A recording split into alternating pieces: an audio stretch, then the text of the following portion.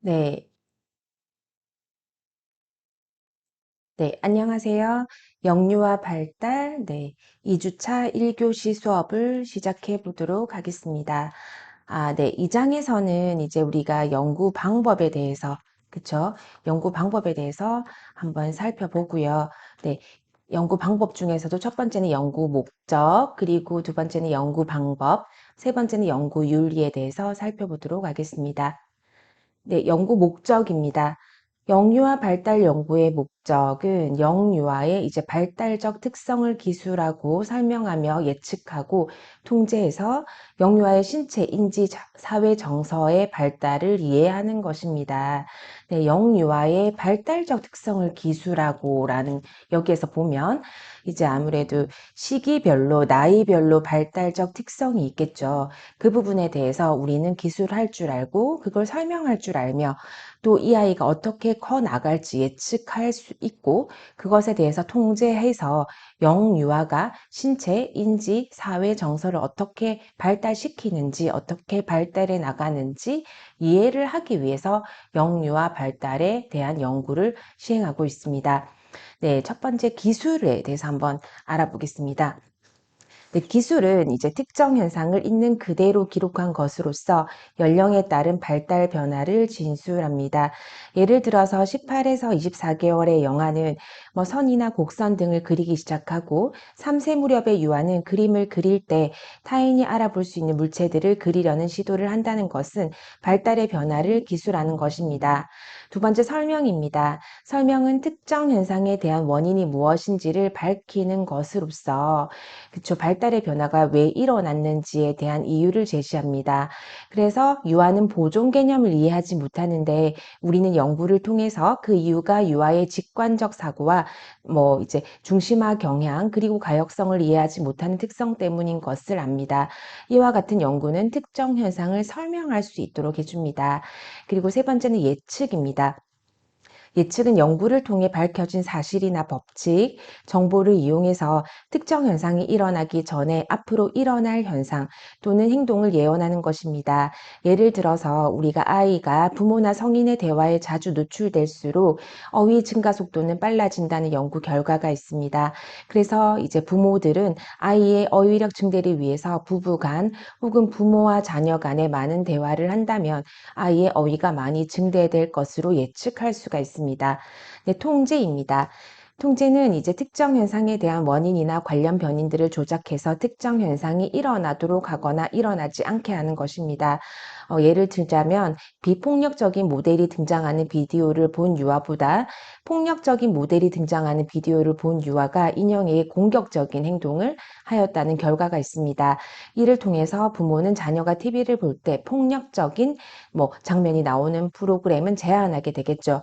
그래서 유아가 TV를 통해서 공격성을 배우지 않도록 하는 것이 연구를 통한 통제 방법이라고 알면 되겠습니다. 네. 두 번째는 이제 우리가 연구 방법에 대해서 한번 살펴보도록 하겠습니다. 네, 연구 방법은 일반 연구 설계가 있습니다. 연구 설계는 이제 우리가 영유아 발달 연구가 아무래도 사회 및 자연과학의 범주에 속할 수가 있기 때문에 과학적인 이제 방법을 통해서 특정 현상을 분석하고 이해합니다. 그리고 연구 절차가 적법하고 특정 문제를 해결하는 데 이제 가장 적합한 연구 설계를 해야지 효과적이고 효율적인 연구 수행이 가능하기 때문에 네, 저희가 일반 연구 설계에서 연구 설계적인 부분에 대해서 설명을 하도록 하겠습니다. 일반적으로 연구 설계라고 하는 것은 연구의 청사진을 그려본다라고 이야기할 수 있겠습니다. 연구 문제를 어떤 방법으로 어떻게 해결해 나갈지를 결정하는 과정입니다. 그래서 우선 연구자는 연구 문제를 효과적, 효율적으로 해결하기 위해서 어떤 방식으로 어떻게 접근할 것인가를 결정해야 합니다. 연구에 대한 접근 방식이 결정이 되면 이제 연구자는 연구 문제나 가설을 효과적으로 해결 또는 검증하기 위해서 어떤 연구 방법을 채택할 것인지, 자료 수집은 어떻게 할 것인지, 그리고 수집된 자료를 바탕으로 어떤 분석 방법들을 사용하여 연구 문제를 해결할지 등을 결정해야 합니다. 네, 연구의 이제 접근 방식을 먼저 한번 살펴보겠습니다. 뭐 양적 접근과 질적 접근이 당연히 있겠죠. 그래서 양적 접근은 이제 우리가 어, 연구 문제와 관련된 현상에 대해서 원인과 결과를 수량화하고 이를 통해서 현상을 이해하려는 거겠죠. 수로 나타낼 수 있는 겁니다. 그 수로 나타낼 수 있는 거라서 이제 우리가 질적 접근은 이제 수를 나타내는 게 아니고 우리가 이제 문장으로 나타낼 수가 있겠죠. 그쵸? 설명할 수 있겠죠. 예, 그런 부분을 알고 계시면 될 것 같습니다. 네, 연구 절차를 한번 살펴보겠습니다. 특정 현상이나 기존 이론에 대한 문제를 먼저 제기합니다. 문제를 제기하면 이제 우리가 가설을 설정하게 됩니다. 그리고 가설 검증이나 또는 문제 해결을 위한 연구 방법을 채택하게 되고요. 자료를 수집하게 되고 양적인 방법이나 질적인 방법을 통해서 분석합니다. 그리고 결론을 도출하게 되겠습니다. 네, 그래서 연구자의 접근 방식이 몇 개가 있고 이제 그 중에서 우리가 연구 절차, 어떻게 연구 절차를 할 것인지 그런 것에 대한 것도 중요하다고 생각이 듭니다. 네. 다음은 이제 연구 설계의 중요성입니다. 연구 설계가 특정 문제를 해결하는 데 적합하지 않거나 이제 자료 수집 방법이 잘못되어 있거나 분석 방법이 적절하지 않다면 연구자의 결론은 신뢰할 수가 없습니다. 그래서 연구 설계가 아주 중요하다고 할 수가 있겠습니다. 네, 연구자의 접근 방식입니다. 아까 제가 앞서서 먼저 조금 설명을 해드렸는데요. 연구자가 취할 수 있는 접근 방식은 양적 접근, 질적 접근, 통합적 접근입니다. 양적 접근은 연구 문제와 관련된 현상이나 원인과 결과를 수량화하고 숫자로 나타낼 수 있는 거겠죠. 숫자로. 네, 숫자로 나타내서 이제 수량화할 수 있다는 게 양적 접근이고 이를 통해서 현상을 이해하고 분석하는 것입니다. 예를 들어서 만 1세 반에서 어떤 일이 일어났다를 체킹을 하고 저희가 체크리스트로 체크를 하거나 아니면 그렇다, 그렇지 않다, 매우 그렇다, 보통이다 이런 식으로 점수화시켜서 수량화하는 것을 양적 접근이라고 하고 질적 접근은 연구자가 연구 대상에게 구조화된 질문 혹은 비구조화된 질문을 하거나 관찰해서 수집된 정보를 분석하고 결과를 도출하는 것입니다. 질적 접근은 연구자 자신이 일차적인 도구이며 질문과 관찰을 통해서 수집된 정보의 분석은 주로 연구자의 해석에 의존합니다. 예를 들어서 연구자가 영아들의 실외놀이를 통한 다양한 경험에 대해서 이제 연구를 하고 싶은 거죠. 그러면 연구자는 참여 관찰이나 교사의 면담, 그리고 원화의 일일 기록장, 보육 일지, 영화 관찰 일지 같은 문서 등을 활용할 수 있겠습니다. 연구자는 직접 그곳에 방문하여 영아들과 함께 생활하면서 참여 관찰을 할 수 있고 영아들의 실외놀이를 사진으로 촬영할 수도 있겠습니다. 그때 이제 촬영이 관찰이 끝나게 되면 연구자는 수집된 자료들을 읽고 분석하면서 주제별로 중심 어휘 및 내용들을 도출하고 공통적인 내용들을 범주화하여 그 속에서 의미를 도출하게 됩니다. 그래서 이제 이와 같이 질적 접근은 양적 접근을 통해 연구 대상을 정확하게 파악하기 어렵거나 더 심층적으로 이제 분석을 위해서 사용이 됩니다. 저는 이제 논문을 쓸 때 양적 접근도 사용하긴 하지만 질적 접근을 더 많이 사용하고 있습니다. 그래서 이제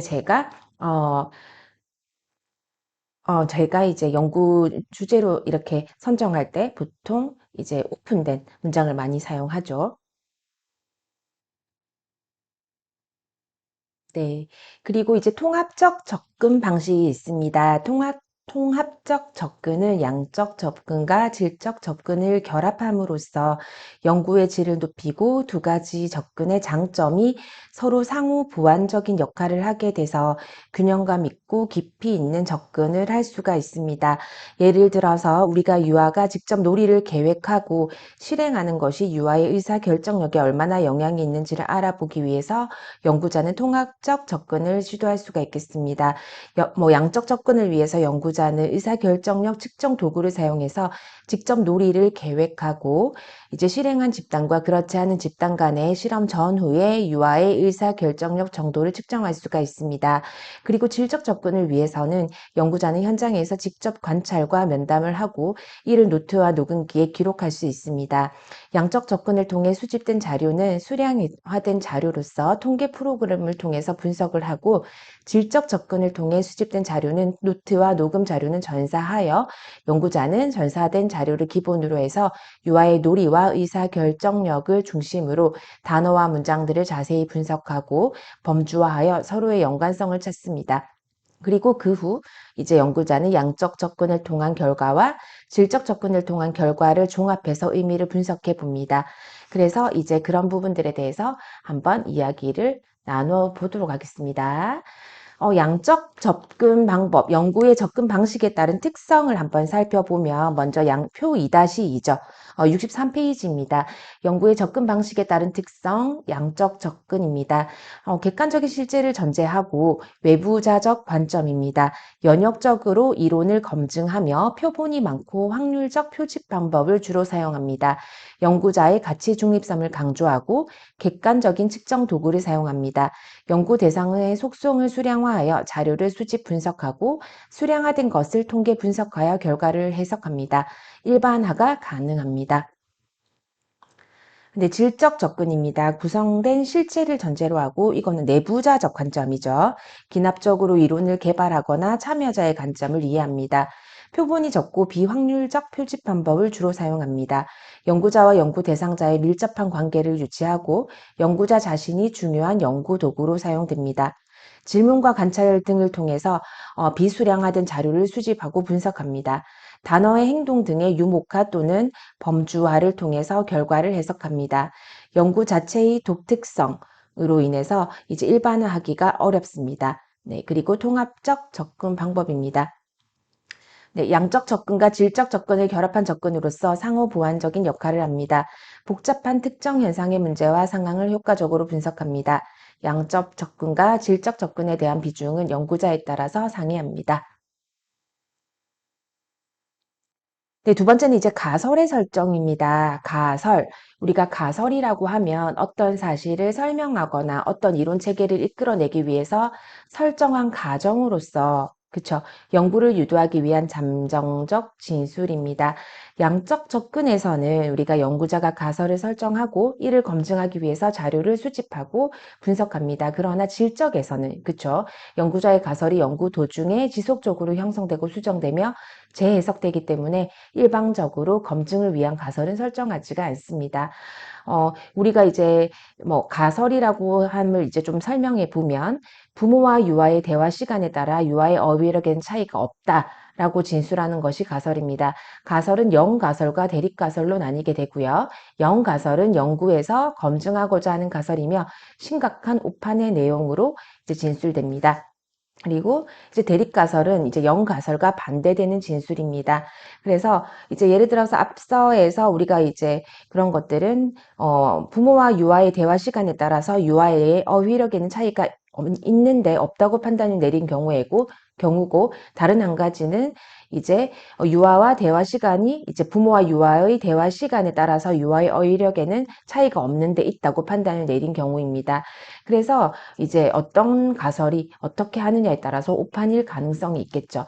설정된 영가설은 통계적 방법에 기초하여 기각 여부를 결정하며 영가설이 기각될 경우 연구자는 대립가설을 채택하여 연구 결과를 해석합니다. 네, 이렇게 이제 우리가 이번 주차에서는 연구의 목적, 연구의 방법 이런 것들에 대해서 이야기를 하고 있는데요. 너무 어렵게 받아들이시지 마시고 이제 영유아 발달, 우리가 발달에 대해서 연구를 하는 이유, 그런 이유가 포함된 이제 챕터이기 때문에 그렇게 쉽게 들어주셨으면 좋겠습니다.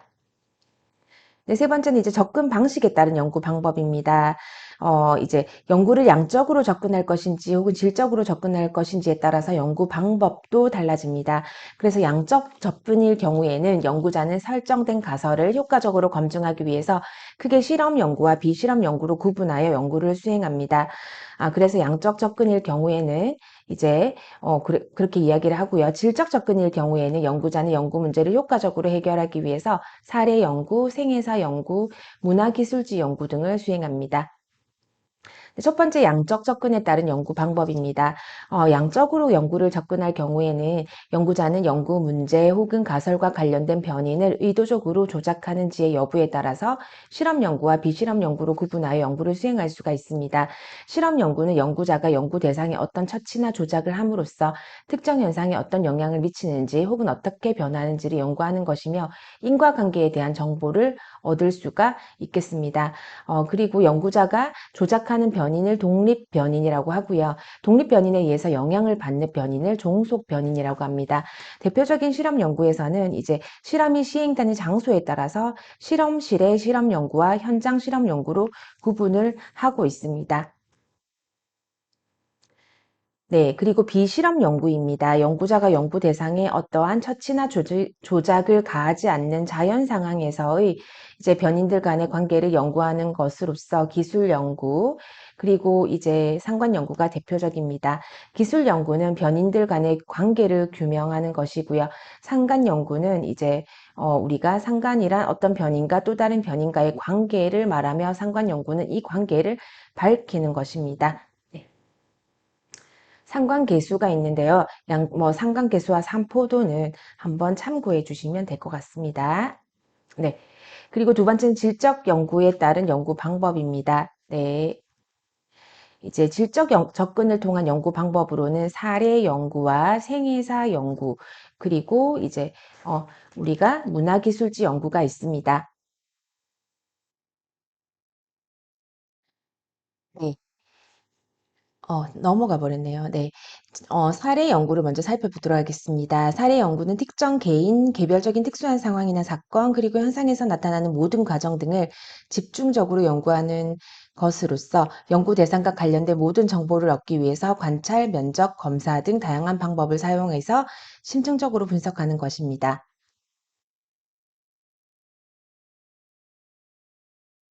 네, 생애사 연구는 개인이 살아온 인생을 시간성을 통해서 그 안에서 사회적인 구조를 파악하는 것으로서 사회학적으로 해석한 삶의 이야기이기 때문에 우리가 연구의 기간은 길고 연구의 그 자료 또한 이제 시간이 오래 걸린다는 것이 특징입니다.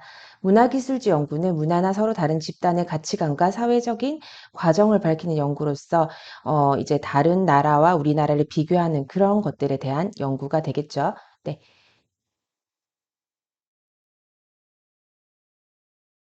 네. 세 번째는 접근 방식에 따른 연구 방법입니다. 통합적 접근에 따른 연구 방법이고요. 통합적 접근에 따른 연구 방법으로는 크게 세 가지로 구분되고 있습니다. 네. 어, 지금 이제 통합적 접근에 따른 연구 방법으로는 삼각화 연구가 있고요. 양적, 질적 자료를 이제 우리가 동시에 수집하고 그리고 이제 두 가지의 접근 방법으로 분석된 결과를 비교하는 것이 되겠습니다. 네. 그리고 이제 두 번째로는 설면적 연구로서 우선 양적 연구를 이제 수집하고 분석한 후에 이를 보완하는 방법으로 질적 자료를 확인하는 것입니다. 그리고 세 번째는 탐색적 연구로서 우선 질적 자료를 수집 분석한 후에 질적 자료에서 발견된 관계를 양적 자료를 통해서 설명하는 것입니다. 네, 그래서 연구 방법에서는 통합적 접근에 따른 연구 방법은 세 가지가 있다는 것을 한번 기억을 해 주시길 바랍니다. 네, 이번에는 자료 수집 방법입니다. 우리가 자료를 수집할 때, 연구를 할 때는, 이제 자료를 수집할 때는 효과적으로 수행하기 위해서 우리가 연구자는 연구 문제에 적합한 자료를 수집해야 되겠죠. 그렇지 않을 경우에는 결론이 잘못되거나 연구로서의 가치를 상실하게 됩니다. 일반적으로 사용되는 자료 수집 방법으로는 관찰법, 자기보고식 방법의 일종인 질문지법, 면접법, 검사법이 있고 심리생리적 방법 등이 있습니다. 네, 관찰법입니다. 관찰법은 가장 오래된 자료 수집 방법인 동시에 인간의 행동을 연구하는 데 가장 적합한 방법이며 이제 우리가 눈에 보이는 그대로의 상황을 기록합니다. 특히 이제 영유아처럼 발달이 미숙해서 신체, 인지, 사회, 정서적 정보를 얻기 어려운 경우에는 가장 타당한 자료 수집 방법이 관찰법입니다. 그래서 관찰법은 있는 그대로의 상황을 기록한 것으로서 연구자는 연구 대상자의 어떤 행동을 언제, 어디서 어떤 방식으로 관찰하여 기록할지를 사전에 결정해야 합니다. 기록하는 방식으로는 일정한 이제 양식이 없이 일화처럼 기록하는 서술 형식과 특정 행동 목록을 정하여 연구 대상자의 특정 행동이 나타날 때마다 기록하는 행동 목록 형식, 그리고 특정 행동에 대한 수준 또는 정도를 준비된 척도에 기록하는 평정 척도 형식이 있습니다. 관찰법은 이제 연구 대상자의 능력이나 교육 수준, 그리고 발달적 특징과 관계없이 사용할 수 있고 관련 변인에 대한 조작이 이제 불가능하거나 자연스러운 상황에서의 행동들을 연구할 때 유용하며 특별한 측정 도구 없이 간단한 준비물만으로도 자료 수집이 가능합니다.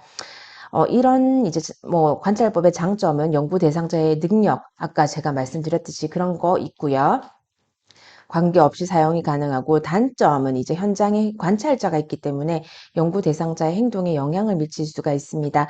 왜냐하면 저희가 직접 보고 있으니까 아동들이 다른 행동을 한다는 거죠. 처음에 원래 이제 우리가 관찰자가 없을 때 행동했던 거를 저희는 관찰을 해야 되는데, 옆에 이제 관찰자가 있게 되면 이제 타인이 있게 되니까 이제 아이들이 조금 눈치를 보면서 자신의 이제 뭐 행동을 좀 통제한다든지 그런 이제 이슈가 생길 수가 있겠죠. 그리고 관찰자의 편견율이란 문제가 발생하거나 관찰만으로는 쉽게 해결하기 어려운 부분들이 있습니다.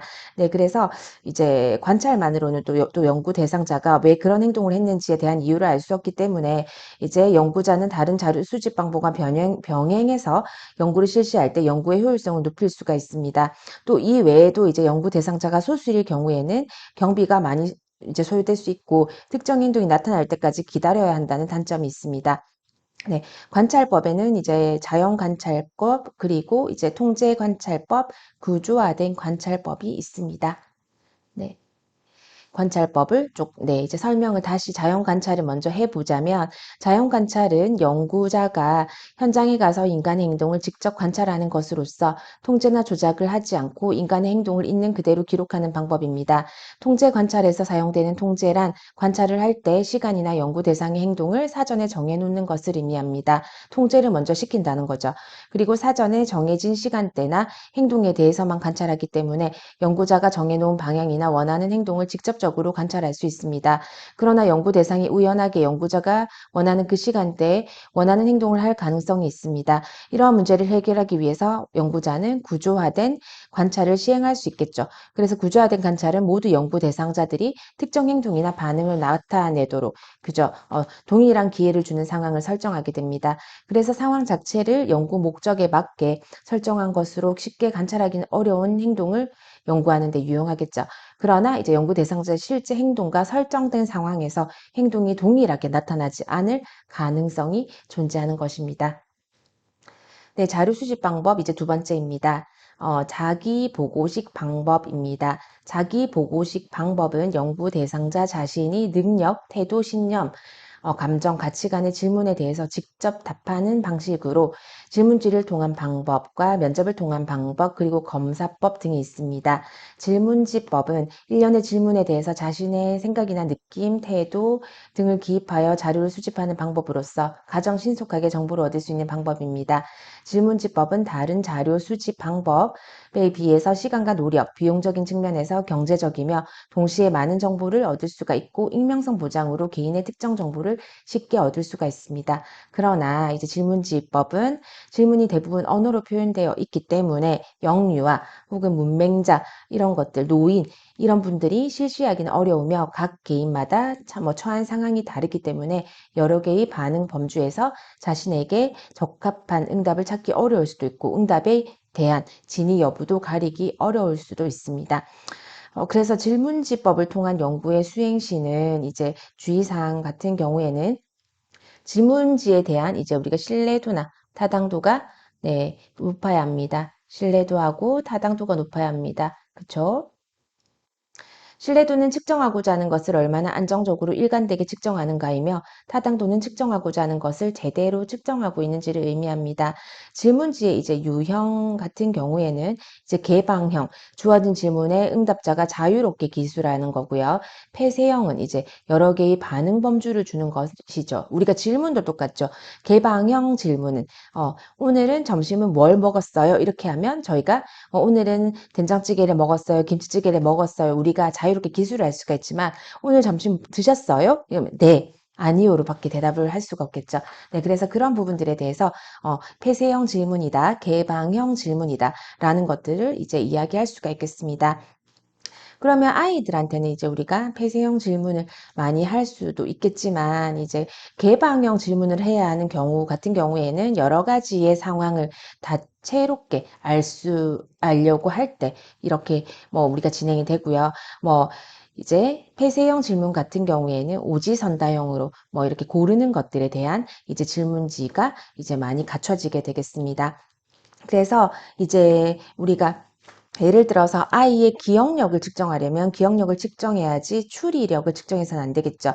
그래서 질문지의 유형은 이제 개방형 질문은 주어진 응답자가 자유롭게 기술하는 것이니까 우리가 아이들이 이제 폐쇄형 질문보다 응답에 걸리는 시간이 많기 때문에 무응답률이 높고 응답자의 노력이 많이 필요하기 때문에 단답형으로 응답하거나 형식적으로 응답할 수 있는 점을 항상 이제 염두에 두어야겠습니다. 그리고 분석 시 연구자의 주관성이 개입될 수 있으므로 여러 개의 반응 범주를 제시해서 그 중에 하나를 선택하거나 서열을 이제 매기도록 하는 방식이 더 좋을 수 있겠습니다.